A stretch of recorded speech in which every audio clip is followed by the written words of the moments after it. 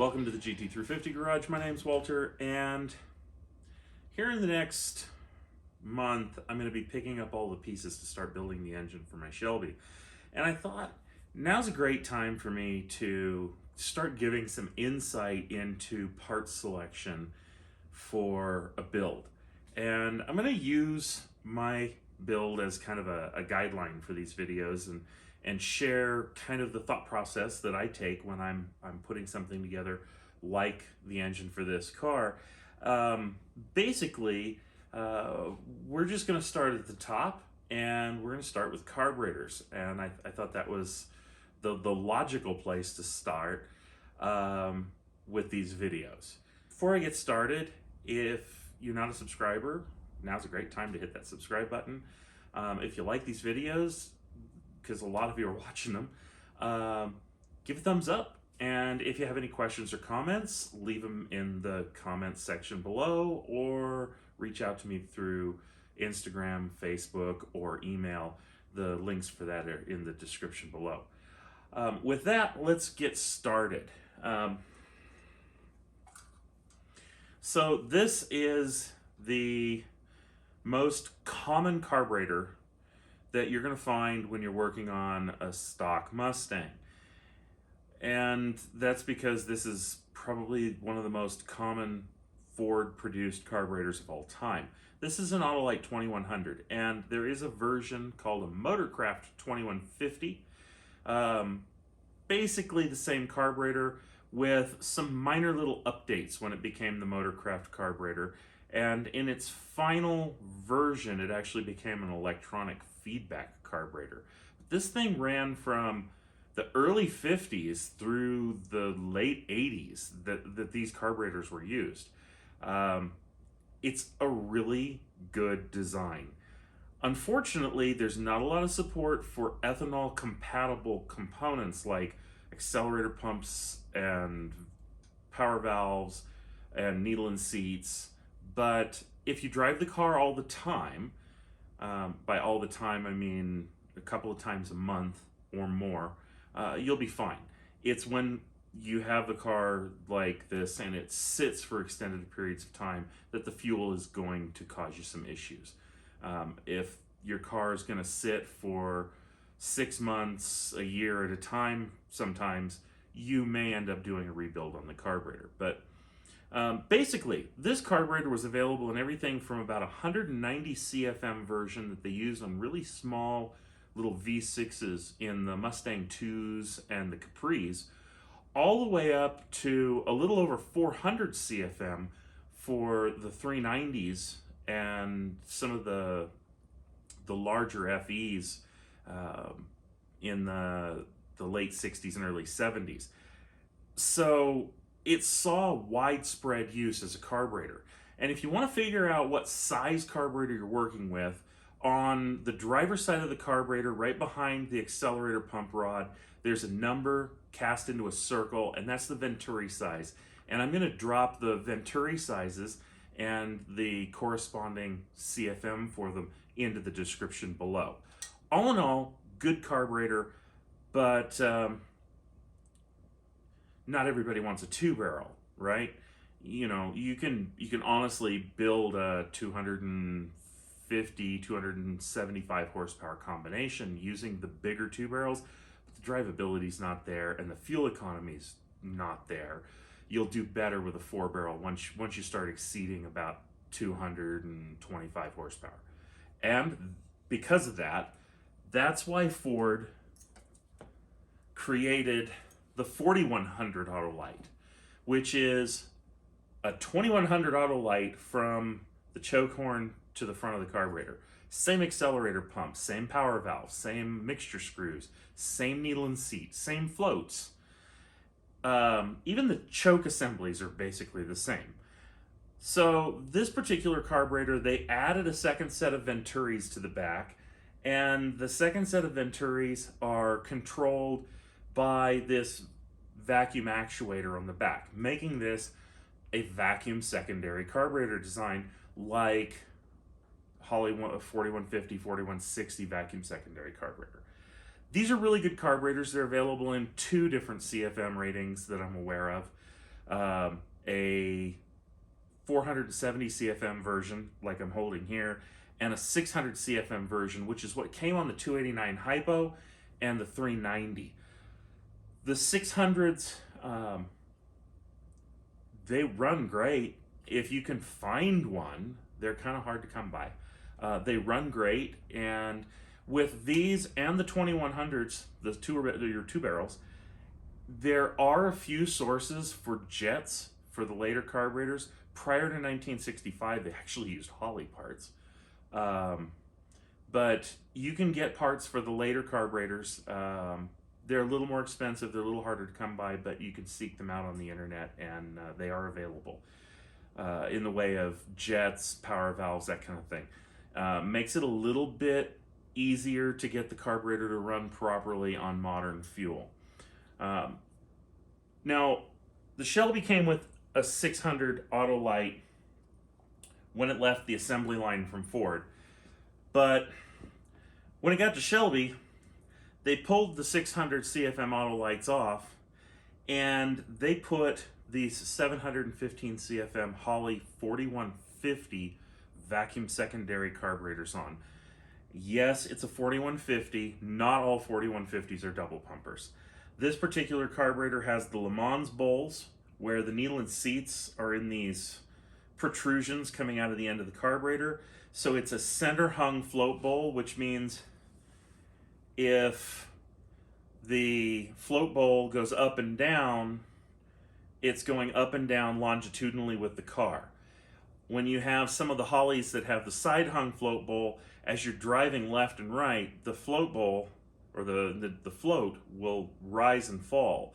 So this is just a more performance-oriented float bowl. The 715 CFM didn't really do anything for performance, believe it or not. The 289 Hypo in these cars couldn't use that airflow. The reason this carburetor worked on this package was not the extra airflow, it was the more preferable air-fuel ratio that the carburetor provided. And that's what made the carburetor successful. In truth, if you dial in the air-fuel ratio on a 600 CFM vacuum secondary, the car would run even better. And that's why this carburetor was on this car from the late 90s until I pulled it off when I was removing the engine. This is an 1850 Holley that's been converted to center hung fuel bowls. It's had an electric choke added to it, but it is a standard old Holley 1850-1, a very old school, old design carburetor.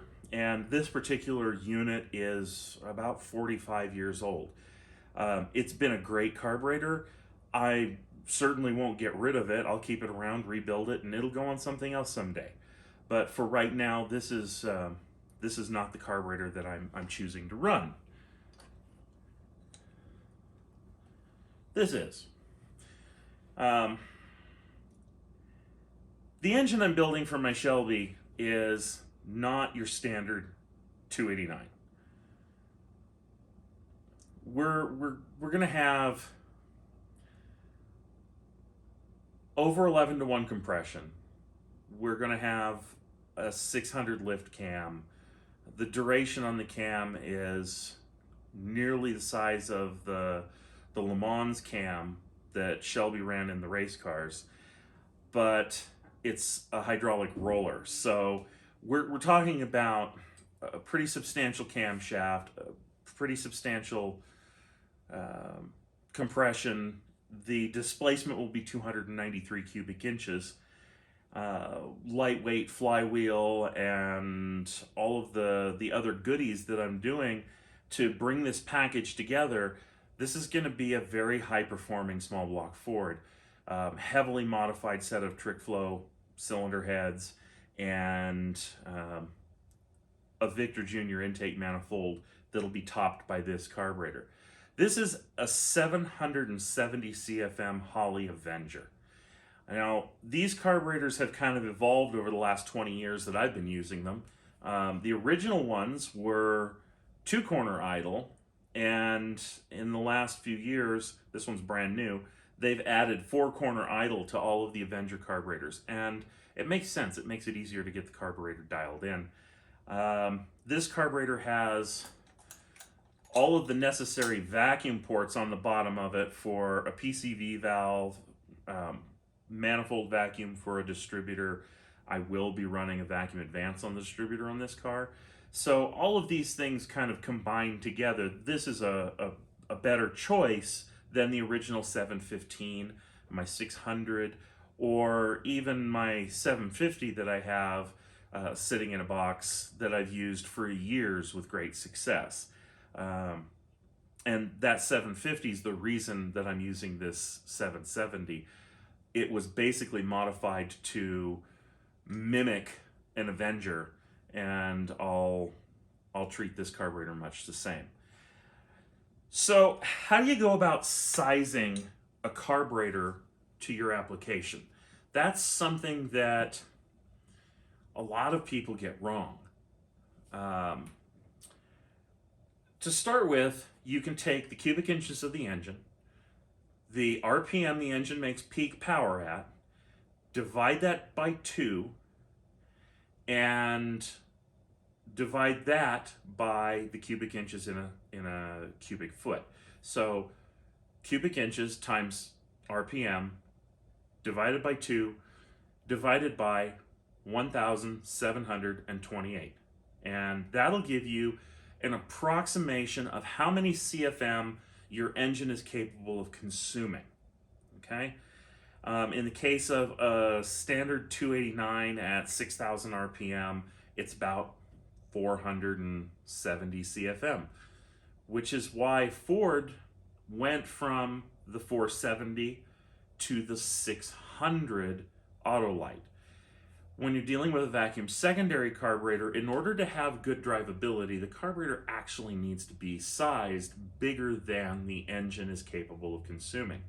If you run the carburetor right to its limit, it gets a little hard to control the fuel. Matter of fact, it'll pull more fuel through the boosters than you want, and you'll end up with a rich condition at wide open throttle that's harder to adjust. Now, why not mechanical secondaries? Why not a double pumper or an Edelbrock carburetor? And from my experience tuning engines for over 20 years and building engines and dealing with drivability kind of quirks, my experience has found that the vacuum secondary carburetors provide better drivability overall. It like anything, it takes a little bit of adjustment to get any carburetor to work well. But with the right adjustment practices, a vacuum secondary, from, again, my experience, always seems to outperform any mechanical secondary carburetor. Now, the engine I'm building for my Shelby is going to consume a bit over 600 CFM at wide open throttle at a little over 7,000 RPM. And that's the reason I've gone with the 770 CFM carburetor. If I was running a double pumper for track only use, I would put a 650 double pumper on there because it would give me the best balance of throttle response.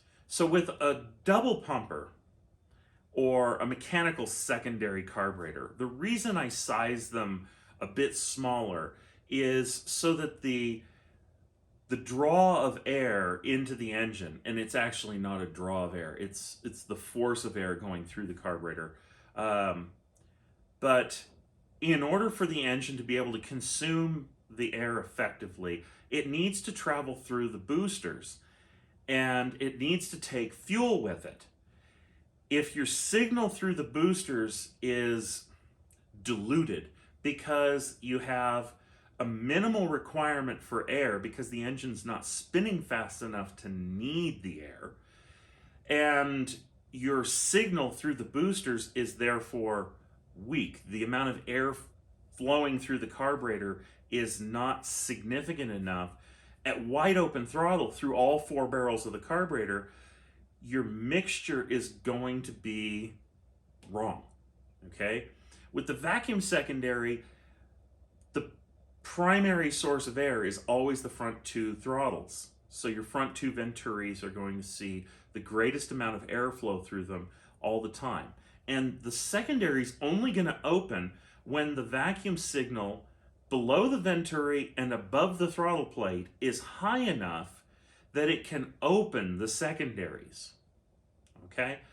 So the vacuum secondary is, in a way, a smarter carburetor. It knows how to deliver the fuel better. That's not to say that there's not a place for double pumpers. That's not to say that there's not a place for Edelbrock or Carter AFB carburetors, but there's not a place for those carburetors on engines that I build for myself or packages that I put together for other people. And these are the reasons why. I want to make sure that the combination that you end up with provides the best possible drivability. And we don't drive around at wide open throttle very often, okay? Maybe an occasional blast up an on-ramp, first, second, third gear, and then once you're on the freeway, you're cruising. And when you're cruising, you're not demanding the amount of airflow through the carburetor that makes it worth having a double pumper, that makes it worth having any mechanical secondary carburetor. So at that point, the vacuum secondary is just an all-around better operating carburetor for the average street enthusiast. And obviously this is my opinion, and I'm sure some people will disagree with it, but I assure you from my experience, the reasoning that I'm using is solid, and it's always proven to be that a vacuum secondary will outperform a mechanical secondary carburetor with the same amount of effort given to tuning it. Now, there's always the debate, you know, between the guys that like Holleys and the guys that like Edelbrocks, and they choose what they like because they had a problem with the other carburetor. Usually that problem stems from user error, choosing the wrong size carburetor, trying to adjust things that you don't understand how to adjust them. So as we get further along in the project, I'm going to do a complete video on how to set this carburetor up for any given combination. And you can actually get a pretty good idea even down to what jet sizes you're going to need using some reference material from Holley and a general idea of what the engine's going to be doing. So anyways, with that, I hope this helps with carburetor selection, and I hope you found this to be kind of an interesting topic. I'm sure I could have gone further in depth, but suffice to say, if I did, the video would end up being excessively long, and you know, if you guys want more information, I can do another video on specific functions of the carburetor at that point. All right, so that's basically how I go about the primary selection of a carburetor. We're looking for the correct CFM for the displacement and where the engine makes peak power. Then we're looking at what kind of features are going to give us the best overall experience owning a carburetor, because these things aren't cheap anymore. It's not like when you could buy a carburetor for $100. I remember those days. I'm dating myself. Now a good carburetor is anywhere from $400 to $700, and that's a significant expense if you're really wanting to do it right. Now, there are a couple of carburetors out there that don't fall into this category. There's a couple of vacuum secondary carburetors that are not Holleys.